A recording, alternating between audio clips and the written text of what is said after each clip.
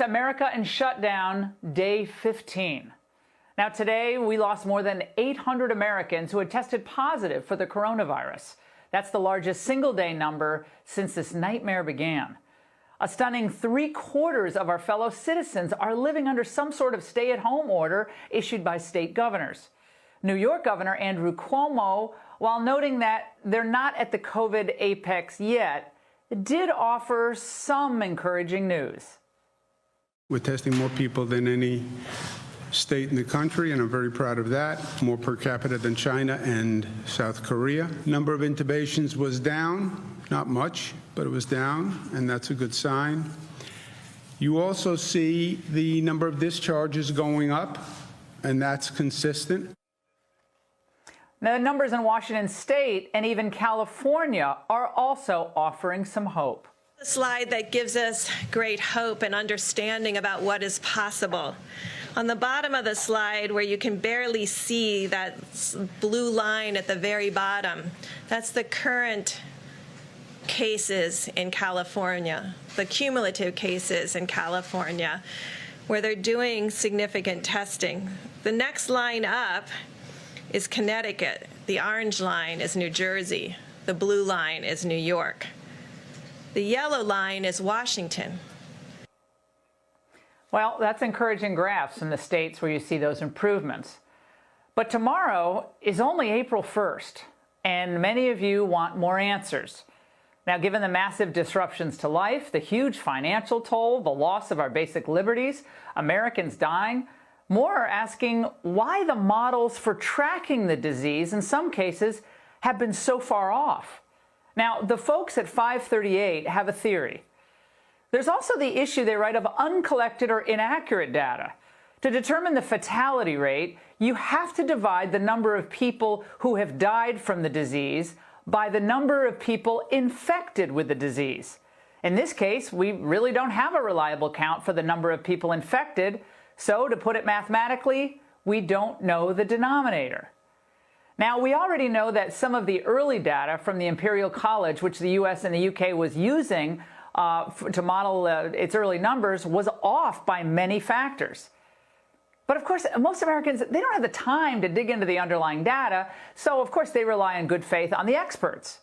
Dr. Anthony Fauci talked a lot today about their various models, the models they rely on to inform the mitigation strategies.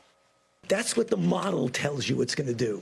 What we do is that every time we get more data, you feed it back in and relook at the model. Is the model really telling you what's actually going on? Models are as good as the assumptions you put into them. Even though it says, according to the model, which is a good model that we're dealing with, this is full mitigation. As we get more data, as the weeks go by, that could be modified. That could be modified one way or another. And indeed, the mortality rate projections already have been modified. Now, the death rate from COVID-19 is likely around 0.66%, if counting the mild or asymptomatic cases, according to a new study. Now, past estimates had placed the mortality rate somewhere between 2% and an unbelievable 3.4%, which would be devastating. Then another study in the journal Nature Medicine brought it down by almost half to around 1.4% mortality.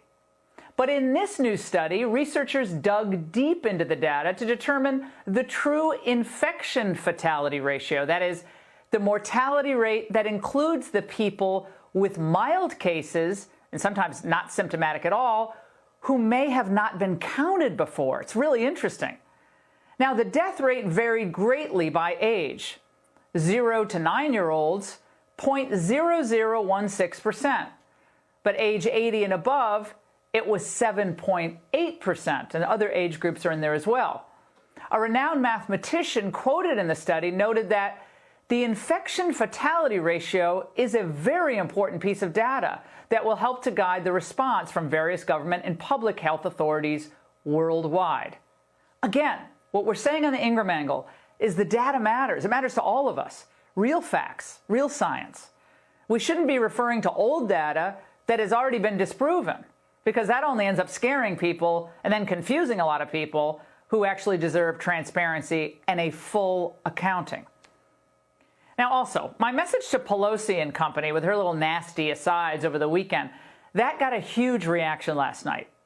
So it bears repeating tonight. We all hear a lot about a whole of government approach. Almost every day we hear whole of government. So I have a question. Why is Congress out of session? Do you know that Congress stayed in session during the Spanish flu and also during World War II?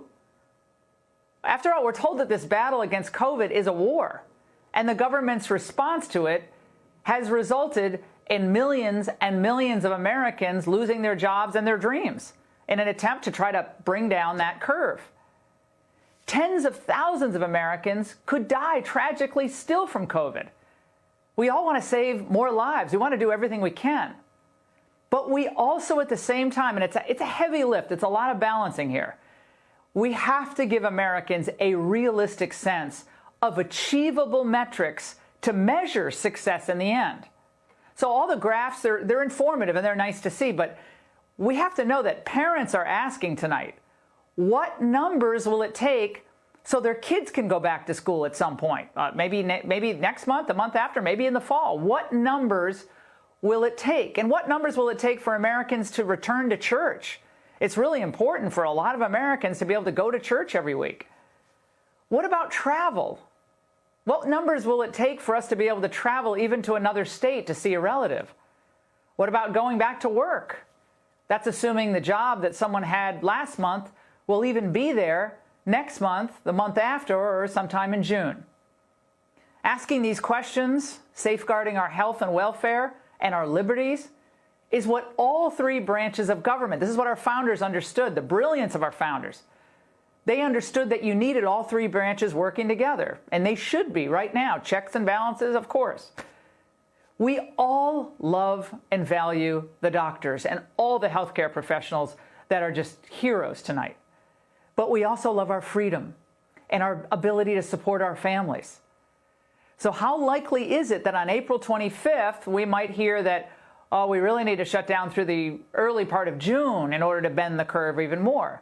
We better get ready for that message earlier, not later. We should discuss those metrics now, not in 3 weeks. The mitigation steps that are on your 30-day plan, is that enough or is more needed? Have you been discussing that? Well, we're going to find out. behind the We scenes? hope it's enough. We hope it's enough. We hope we're at a level where we can say, let's go, because our country wants to get back to work. I could ask the doctors to answer that question. Again, back to the level, to the numbers. Now, speaking of doctors, this is what Sanjay Gupta said today. What we've been seeing in terms of the way that this information, these recommendations have been sort of rolled out, is that they're coming out somewhat piecemeal, right? First it was a couple of weeks, and now it's been extended another month. I had a chance to speak to Dr. Fauci today, interviewed him for our podcast, and I sort of asked him that question. I said, is this part of the strategy to slowly, ease the country into these existing and deepening or at least lengthening guidelines? And he sort of said, well, yeah, look, we don't want to shock people with this. We want to look at the data. But the data certainly is suggesting that, well, if this was likely to go on beyond April 30th. Okay, did you hear that? Beyond April 30th. You've heard of mission creep? We may be looking at shutdown creep. Shutting down the country until midsummer, that's what we're all hearing here, would invariably prevent a lot of COVID-19 deaths. That would be a great thing. So would shutting down for the entire year. But Americans, like the doctors, they need to know what objective success looks like and whether it's even achievable within any reasonable time frame, and at what cost to our family's future and to your basic civil liberties. That said, despite the media's best efforts today, the president knows that there are promising therapies already being used right now. Hydroxychloroquine, is there any early data on these trials? Nothing that I've heard. I mean, that's the first question I make every morning. The good news is we haven't heard anything bad. In other words, there have been no catastrophic events. I want to give people hope, too. I'm a cheerleader for the country, so it's easy to be negative. And then everybody can be negative, but I'm a cheerleader for our country, and I want them to do a great job. So the number can be kept, and I've always said it, I want as few a number of people to die as possible. And that's all we're working on. And he also said America wants to get back, meaning get back to work. Trump is doing exactly what he should be doing. He's consulting with the scientists, listening to all the stakeholders, including the American citizens. And he's confidently reminding us that no matter what the challenge, you bet America is up for it. And those are my thoughts at the end of the shutdown, day 15.